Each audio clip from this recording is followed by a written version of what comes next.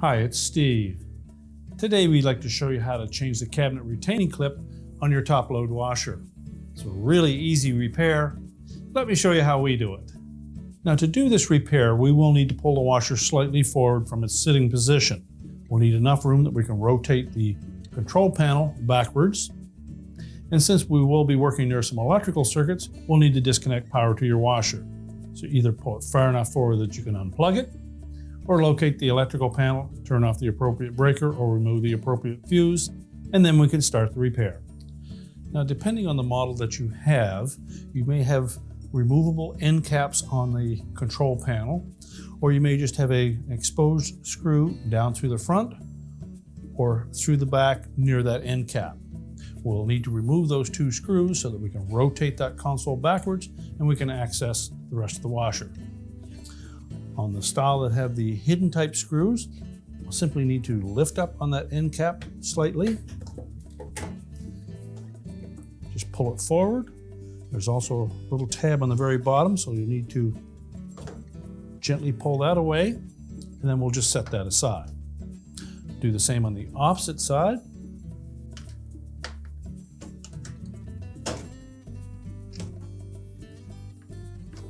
Now with the end caps removed, we've exposed the screws that we'll need to remove to rotate that console back. So pull those screws out. And then we'll pull forward slightly at the bottom of that control panel.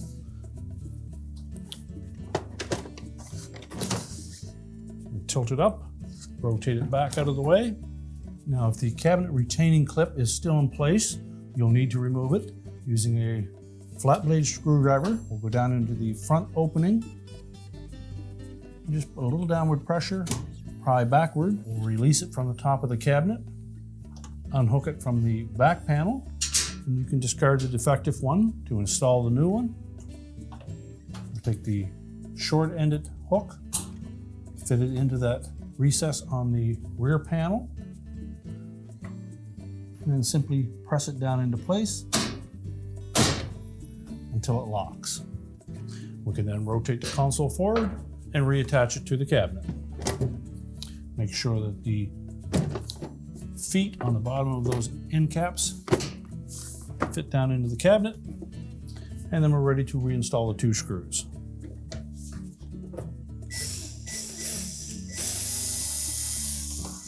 Now next we'll install those end caps.